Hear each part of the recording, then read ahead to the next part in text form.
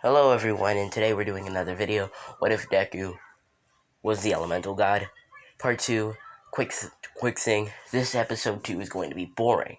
Not very boring, but part 3 is going to be way better, but part 2 is mostly information. Like part 1. But part 3 will be way more interesting, I promise. I'm sorry about all this, but yeah, part 2 is very important. I'm just going to tell you guys that really quickly. And without further ado, let's begin. So where I left off, Deku woke up from his dream. At first he thought it was a dream, but then something told him it was not a dream. Of course, he wanted to test it. He wanted to test if he was right about it. Of course, he went outside of his apartment and started to try to shoot fire. But nothing happened. Because he thought, okay, what if the quirk is fire? Because he doesn't know anything. He's like, what if it's telekinesis like my mother's? He starts trying to do stuff, but nothing happens. Of course, he thinks it has to be a dream. And then something in his head tells him to believe in himself, because the power does not come to him immediately, it comes to him over time.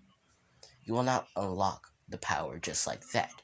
The power will come to you as a force, not as a I want it. It will come to you by time. Deku, of course, gets mad about that, and then he says, and he says out loud, but I want it now. He gets angry and he steps on the ground and fire erupts. And he's like, what? What was that? And he starts to guess, what if the quirk was channeled by emotion? Because when Deku felt angry, he used the fire and he used fire when he got angry. So he said, maybe I should use that. So for the next month, he starts to train, but unbeknownst to him, he was being watched. He's being watched by someone who said, this seems like a weird kid who wants to train. Nobody really trains themselves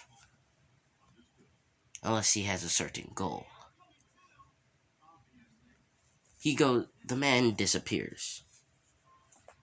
And while Deku's walking, getting ready to go to work, a man bumps into him, dropping a piece of paper, and then saying sorry, and walking away. Deku looks at the paper, looks down at it, and it reads, Fight Club. Winner gets 1.5 million yen. Deku says, I could use that money. So he starts to go towards the area. He starts to go towards the area, it says, because it's only in 2 days, and it's only 2 days, in 2 days. So he looks at the area and says it's kind of shady. And he goes to work. Of course, he doesn't think about it, but when he gets home, he thinks about it and says, it's very suspicious, but I do need the money. It could get me off of work for a few months, maybe a minute longer. It could help me train too. So he finally decides, okay, I might go there. For the next 2 days, Deku, of course, starts to train. He tries to increase the firepower of his fire. And he, of course, tries to manipulate the fire and turn it into different things, like a wall or a sword. Because, of course, he's been trying to practice in sword training because he wanted to infuse fire with his sword so he would get better at it. And it's been going okay, and he realized that he can turn a sword into a flame sword, but he needs a catalyst or a weapon so he can turn it into it, because he doesn't want to burn his hand by touching pure fire. So, turning the blade into fire would be the best option for him. He's been trying to perfect that move, and finally he does perfect it, but not to the right scale. And he does, and in that 2 days, he does learn how to use blue fire. But of course, he can only shoot it for like 3 seconds before he starts to feel massive pain. He finally musters up the courage to go to the area in that day. After that day, he leaves his apartment in the dead of night, getting ready to walk out. He takes a deep breath, thinking, this is very stupid, but of course I have to do this. This is going to be my journey of being a hero, and of course I have to stop these people. But I do need the money, so I'll win, then call the pro heroes. And Deku gets ready to go to the area. As soon as he gets there, he meets a nice young lady. The girl says, hey, I feel like I've met you before. And Deku says, I feel like I've met you before too. But I cannot stick on exactly who you are. The girl says, I'm Momo Yagorozu. Of course, I came here because it was very suspicious. And my quirk is called creation. I can create anything, but that's besides the point. It's nice to meet you. And Deku says, I came here for the same reason. My name is Izuku Midoriya. My quirk is... I don't really know what my quirk is. I think it's fire. It's like, and Momo says, you think it's fire? Well, it's starting... We most likely aren't going to make it in time. Hurry up. You don't want to be late. So they go inside. They have to show their flyers for proof, and then they say, okay, you can go in.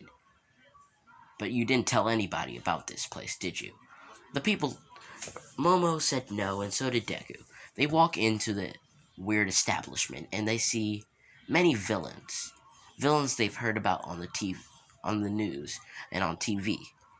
Momo feels uncomfortable, but still doesn't leave because she says she has a feeling that things will go bad. And Deku has a feeling that things will go bad too. He wants to leave, but he says he needs the money. He tries to make himself believe he needs the money so much. He gets ready to go, and he meets a man. A masked man. He says, hello, I am, and comes up with the alias of Kirishi Shigaraki. I am Kirishi Shigaraki. I am the person who started up this establishment, and I am here to test some new recruits, as I say. Deku figures out this place is for villains. It's infested. Everybody who was here was a villain. He sees multiple people you've heard about, and especially some new people he's never ever heard about. And the man asks him, so what is your name? Not your actual name, but your villain name, or whatever you want us to call you. He says, I have to think about this very carefully. And he says, Soul Flame. He says, that's a nice name. Now go. Deku, of course, thinking of that from the top of his head, saying, now that can't be a hero name. Because that's most likely going to be put in the database of a villain. So, Deku goes in, getting ready to look at everybody else, seeing what his competition was. He looks at Momo, assuring her that everything will be alright. The person screams out, first match will begin shortly. Izuku, or Soul Flame, versus the villain Close Up. Quirk, and they yell his quirk. His quirk is that he can use an overwhelming amount of strength, but at a cost. The cost is unknown. And Soul Flame, quirk, flame. Deku starts to think about everything that's going on around him. He finally realizes that everything that's going on is a mistake. He does not want to be here anymore, but it's too late to turn back. And that's where I'm going to leave it off, guys. I hope you guys enjoyed this video. If you did, like, subscribe, and comment down below how you felt. Peace out, and goodbye. Sorry for leaving y'all on a cliffhanger. See ya.